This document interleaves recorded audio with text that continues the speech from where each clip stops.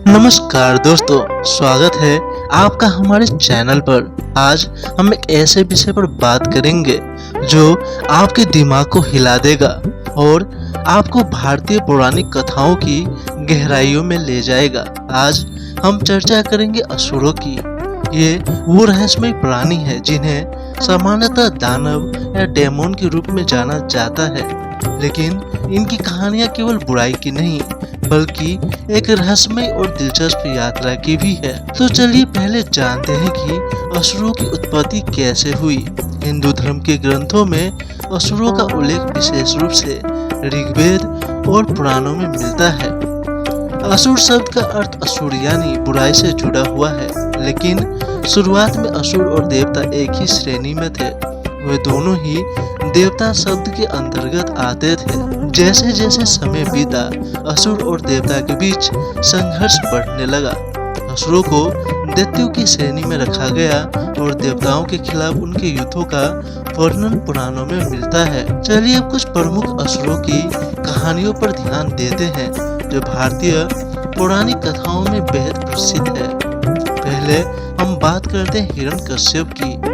यह असुर एक महान और शक्तिशाली राजा था जिसका अहंकार उसकी सबसे बड़ी कमजोरी बन गई। हिरण्यकश्यप ने ब्रह्मा से अमरता का वरदान प्राप्त किया था और इसी वरदान के बल पर उसने देवताओं के खिलाफ युद्ध छेड़ दिया, लेकिन उसका यह अहंकार उसकी अंततः हार का कारण बना। भगवान विष्णु ने नरसिंह अवतार लेकर उसकी हत्या की। यह कहानी हमें सिखाती है कि अहंकार और दम के लिए कोई भी जगह नहीं होती, चाहे आप कितनी भी शक्तिशाली क्यों न हो। अब बात करते हैं रावण की। रावण एक ऐसा असुर था जिसे उसकी विद्या, शक्ति और अपने 10 सिरों के लिए जाना जाता है। रावण ने माता सीता का अपहरण किया और श्री राम के साथ महान युद्ध किया। उसकी कहानी केवल एक बुरे राजा की नहीं बल्कि उसकी विद्या और बलिदान की भी है। रावण का अंतिम अंत श्री राम के हाथों हुआ, लेकिन उसकी विद्या और ज्ञान की बातें आज भी लोग याद करते हैं। यह हमें सिखाता है कि शक्ति का दुरुपयोग केवल विनाश की ओर ले जाता है। अब हम बात करेंगे कुछ ऐसे असुरों की जिनके बारे में शायद ही आपने सुना होगा, जैसे वृत्रासुर जो एक विशाल अजगर के रूप में था और देवताओं के खिलाफ युद्ध किया था। वृत्रासुर ने वाणी के देवता इंद्र को चुनौती दी थी, लेकिन अंततः भगवान विष्णु ने उसे हराया और देवताओं को विजय दिलाई।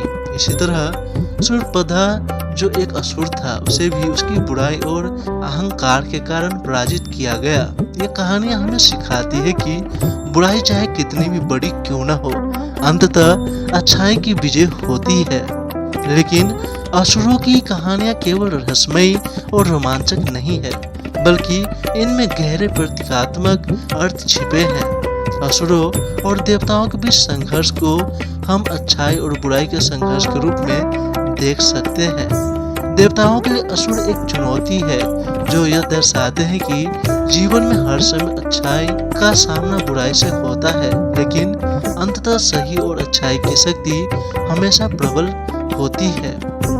आज की दुनिया में भी इन पुरानी कथाओं का महत्व बना हुआ है, चाहे वो किताबों में हो, फिल्मों में हो या फिर संस्कृति में हो। असुरों की कहानियां हमें आज भी प्रेरित करती है।